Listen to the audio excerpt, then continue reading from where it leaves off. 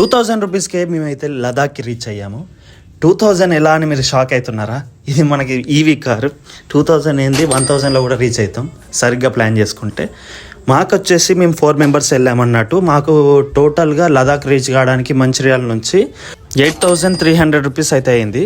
టోటల్గా అది బై 4 వేసుకుంటే మాకు 2000 ఈచ్ పడ్డదట.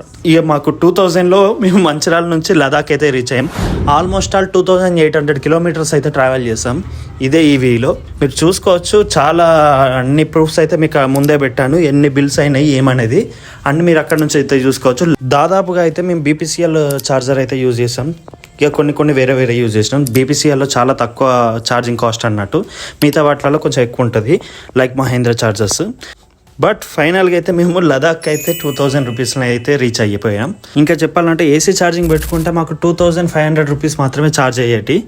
అంటే అంత వీలు పడదు అన్నట్టు ఏసీ ఛార్జింగ్ ప్రతి ప్లేస్లలో పెట్టుకోవడానికి.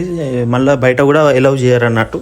లేకపోతే అరౌండ్ ఒక 500 రూపీస్నే అందరం లదాఖ్ అయితే రీచ్ అయ్యేటోళ్ళం.